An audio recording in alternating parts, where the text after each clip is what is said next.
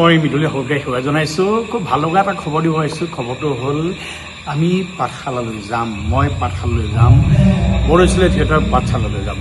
পাঠশালা বুলিলে মনত এটা দূৰ দূৰ কঁপনি থাকে। বহুত বছৰ পাঠশালা নাটক কৰি আহিছোঁ, কণ্টিনিউ 6 বছৰ কৰি আহিছোঁ। বহুত দিন যোৱা নাই, বহুত দিনৰ মূৰতে এবাৰ যাব ওলাইছোঁ। আপোনালোকৰ আশীষ মৰম বিচাৰি ওলাইছোঁ। আমাৰ বিশ্বাস আগতে যেনেকৈ আমাক মৰম কৰিছিল, এতিয়াও তাৰ কোনো কাৰণতে ব্যতিক্ৰম নহয়। আৰু পাঠশালাবাসী ৰাইজে নাটক ভাল পায়, কেৱল নাটক ভাল পায়, বিশুদ্ধ নাটক ভাল পায়। আৰু বিশুদ্ধ নাটক লৈ গৈ আছোঁ। পাঠশালাবাসীৰ কাৰণে বিশুদ্ধ নাটক লৈ গৈ আছোঁ। নাটক এখন হ'ল প্ৰণৱ বৰুৱাৰ অভিমান, আৰু এখন নাটক একে একে দুই হ'ল খ্যাত অভিজিৎ ভট্টাচাৰ্য ৰচিত পৰিচালিত নাটকখনৰ নাম হ'ল, যিখন নাটকে মানুহৰ মন মগজু চুই গৈছে। ইতিমধ্যে পানীগাঁৱত অপেনিং কৰোঁতে মানুহৰ এটা হিলদল ভঙা অৱস্থা হৈছে, মানুহৰ মিছিল তৈয়াৰ হৈছে।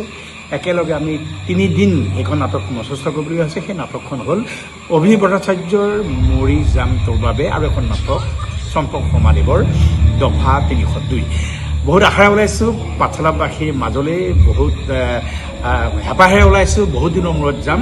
বৰৈচন থিয়েটাৰে বিশুদ্ধ নাটক লৈ ওলাইছে। মোৰ বিশ্বাস পাঠশালাবাসীৰ ৰাইজে বিশুদ্ধ নাটকক মৰ্যাদা দিব। আমাৰ ভৰসা আছে, আপোনালোকে আমাৰ ওপৰত ভৰসা ৰাখক। সুন্দৰ নাটক দেখাম, সুন্দৰ নাটক আমাৰ প্ৰতিশ্ৰুতিবদ্ধ আমি।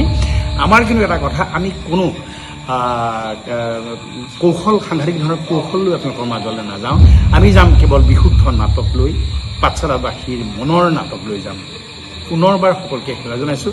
আহিব পাঠশালাৰ সেই শুভ দিনকেইটা 23, 24, 25, অৰ্থাৎ পৰহিৰ পৰা আৰম্ভ হ'ব। 23, 24, 25 তাৰিখে আপোনালোকক লগ পাম।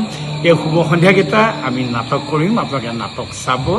নাটক কৰা আৰু নাটক চোৱাৰ মাজত এটা ধুনীয়া সময় পাৰ কৰিম। পুনৰবাৰ পাঠশালাবাসীৰ ৰাইজক সেৱা জনাইছোঁ।